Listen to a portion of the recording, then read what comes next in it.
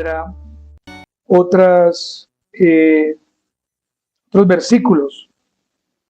Leamos Daniel capítulo número 12, versículo número 2. Miren lo que la palabra del Señor dice. Y muchos de los que duermen en el polvo de la tierra serán despertados, unos para vida eterna y otros para vergüenza y confusión perpetua. Les voy a recordar, hermanos, que estamos hablando en nuestras consideraciones pastorales del tema la eternidad del hombre después de la muerte. La eternidad del hombre después de la muerte. Es importante entonces que dejemos una vez más este tema claro, y es que todos un día partiremos de este mundo, ¿cierto? Todos lo vamos a hacer, ¿sí? Y partiremos de este mundo, hermanos, para rendir cuentas al Señor, pero como el texto lo está diciendo, después de cerrar los ojos en esta tierra, algunos abrirán sus ojos, ¿para qué? Para vida eterna, ¿cierto? Para la vida eterna que les fue prometida. Otros abrirán sus ojos en un lugar de tormento para vergüenza y también para confusión perpetua. Dijimos que morir es el cese definitivo de las funciones vitales que mantienen con vida a un organismo. Hoy, queridas hermanas, si el Señor nos da la vida, si el Señor nos da, por supuesto, ese amor, esa gracia, hoy estaremos hablando del estado intermedio,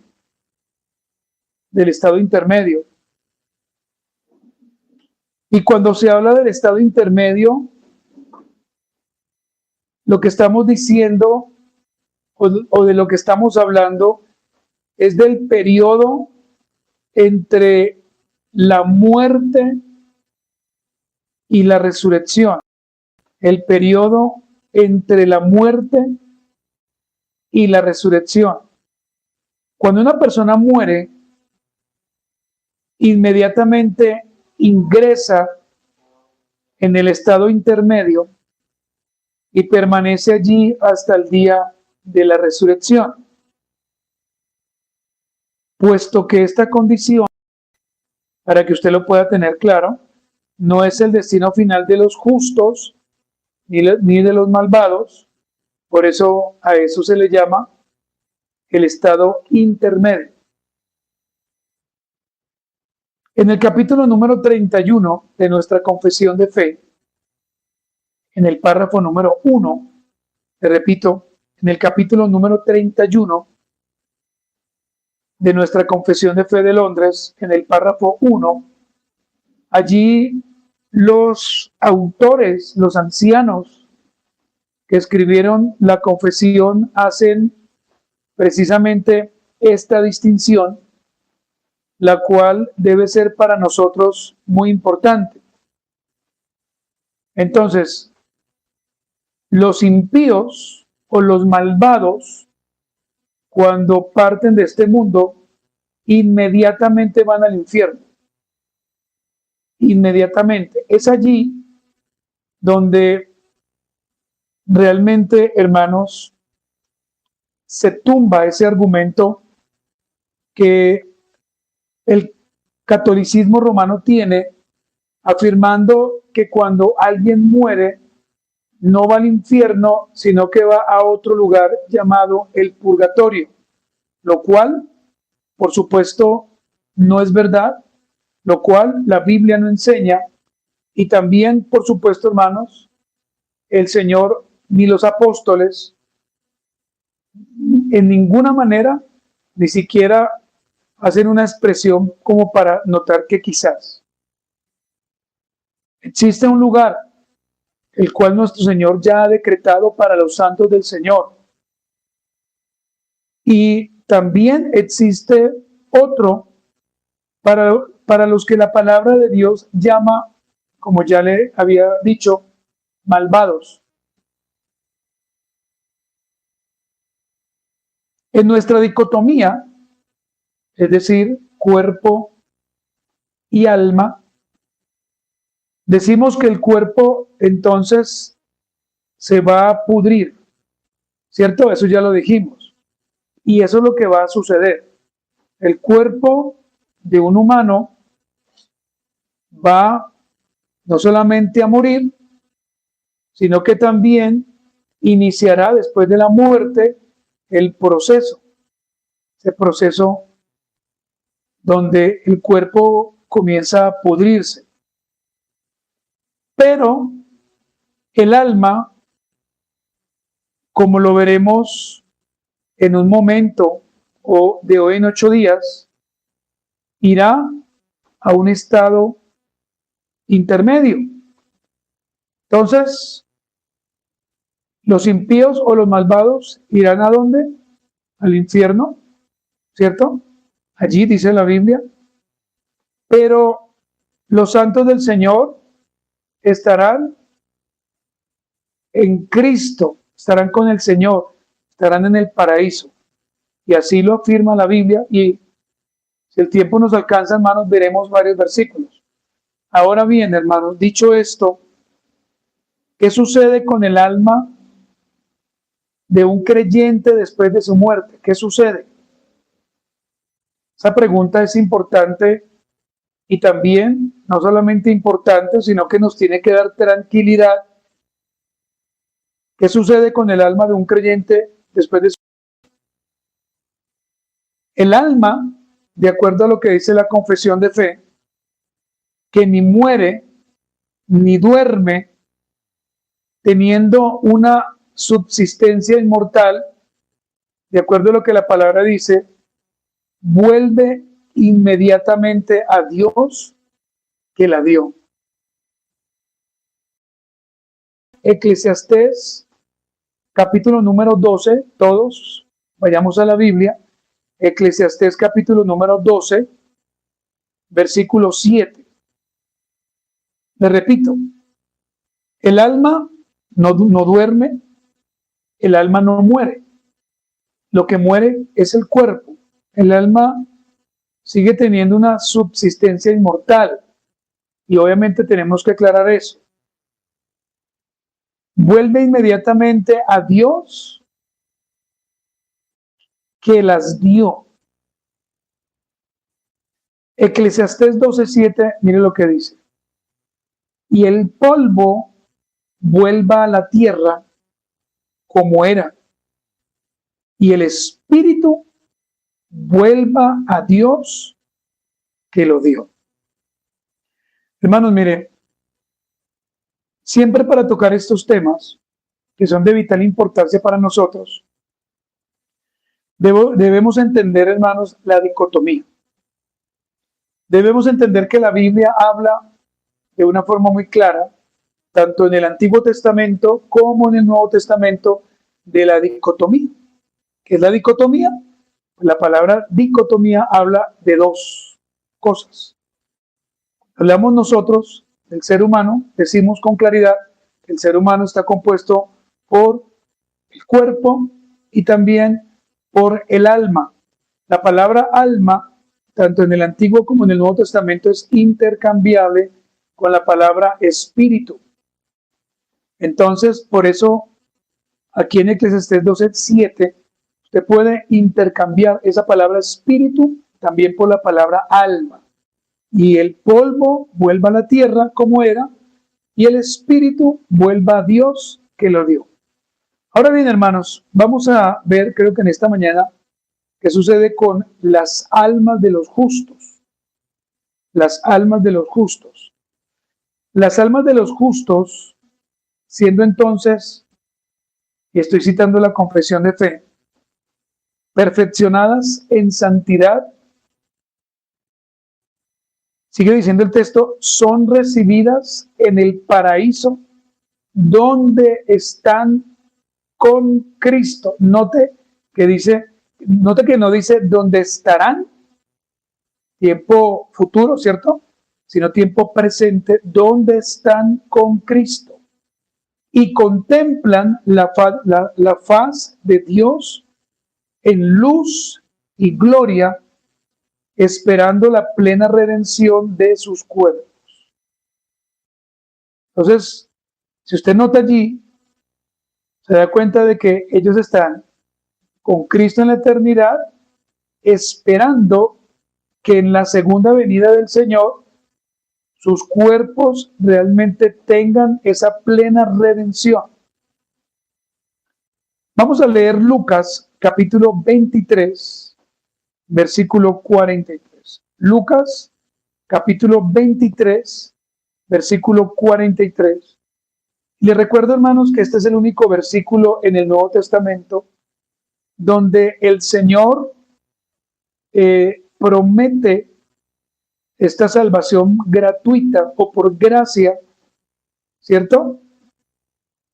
A alguien que, vuelvo y repito, por su misericordia, creyó en Él, en Cristo por fe. Pero esto, hermanos, no es una promesa para todos. Dice, entonces Jesús le dijo, de cierto te digo que hoy estarás conmigo, ¿dónde? En el paraíso.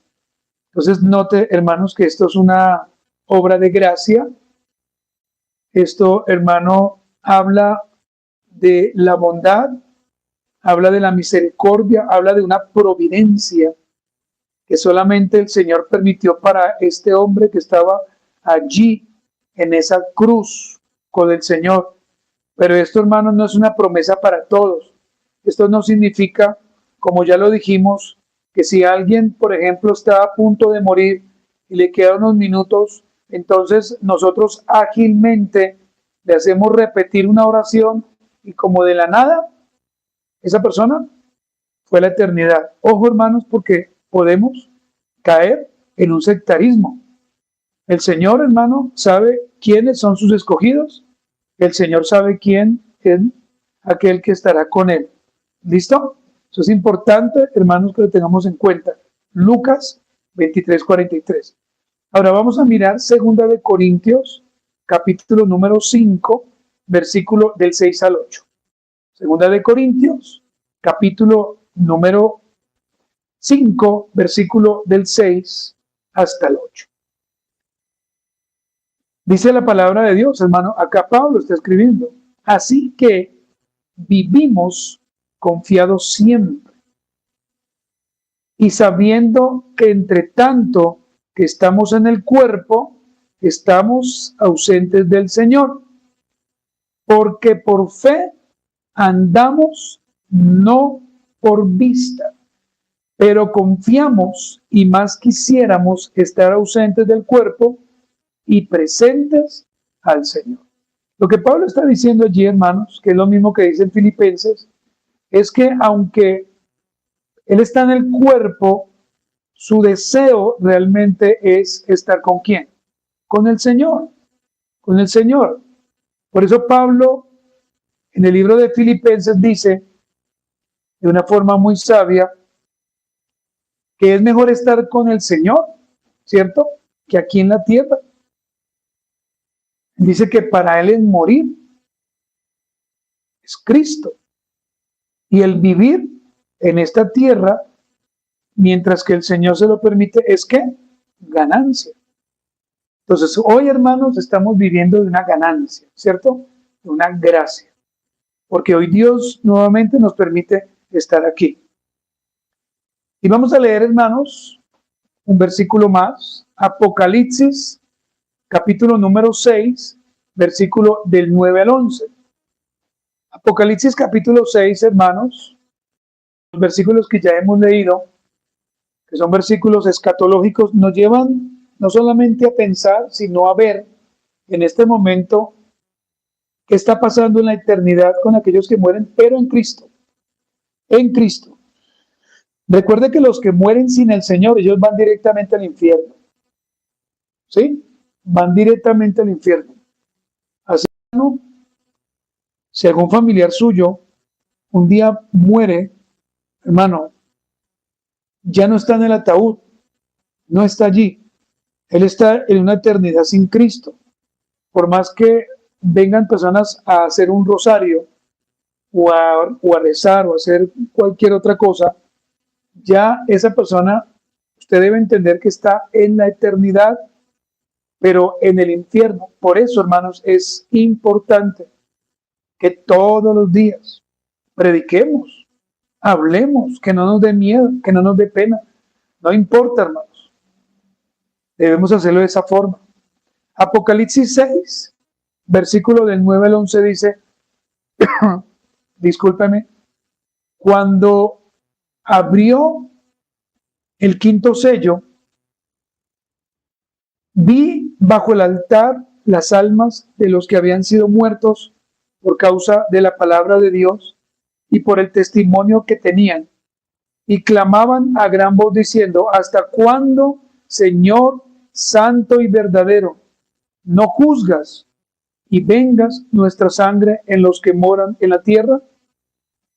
Y se les dieron vestiduras blancas, y se les dijo que descansasen todavía un poco de tiempo hasta que se completara el número de sus consiervos y de sus hermanos que también habían de ser muertos como ellos. Entonces, hermanos, en este momento, en la eternidad, están aquellos consiervos que un día murieron en el Señor y están allí en la eternidad orando y dando gloria a Cristo. Entonces, hermanos, es importante entender, para que usted tenga tranquilidad, qué va a suceder con el alma de los justos. El alma de los justos. Si Dios lo permite, hermanos, de hoy en 8 días, estaremos viendo qué sucederá con el alma de los injustos.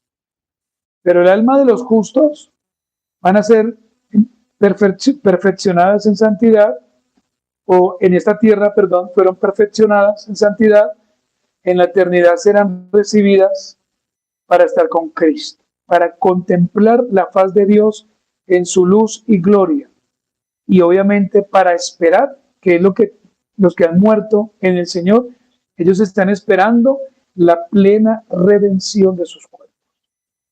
Amén. Esta enseñanza debe llevarnos, y aquí voy a dar una conclusión, 2 conclusiones, debe llevarnos a varias cosas. Mire, lo primero, a tener tranquilidad, a confiar en el Señor, a descansar en su gracia y a seguir sirviendo. Pero mire, seguir sirviendo sin poner los ojos en los hombres. Eso es muy importante. Servir colocando la mirada en el Señor, porque es que usted no va a darle cuentas a ningún hombre, sino a Cristo. Y eso es importante aclararlo. El Señor, de acuerdo a la Biblia, no le va a preguntar a usted de qué iglesia viene, cuántos años se congregó, si sirvió, si no lo hizo. No, debemos nosotros, hermanos, estar siempre siendo fieles y confiar en el Señor y en su gracia. Lo segundo, hermanos, es entender que nuestro llamado es predicar, hermanos, y el Señor se encargará de llamar a los que Él quiera a salvación, pero nosotros debemos predicar y debemos hacerlo de la forma correcta, de la forma clara, como el Señor quiere que lo hagamos. Póngase de pie. Entonces vamos a orar en esta mañana y vamos a dar gracias al Señor. Bendito y buen Dios, te damos gracias en esta mañana. Te damos gracias, Padre, por tu palabra, la cual hoy se nos ha encomendado y hemos predicado de la manera clara, de la manera respetuosa, de la manera prudente.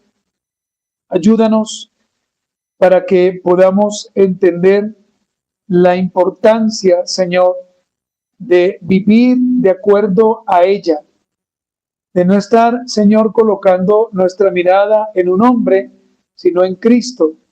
Oramos, Padre mío, por las personas que están aquí, por las personas que hoy, Señor, no están. Oramos, amado Dios, para que sigas ayudándonos y nos permitas seguir avanzando en todas las cosas, en el nombre de nuestro Señor Jesucristo y con la ayuda de tu Santo Espíritu. Damos gracias a Dios por los hermanos y los amigos que hoy se han conectado y nos vemos en unos minutos.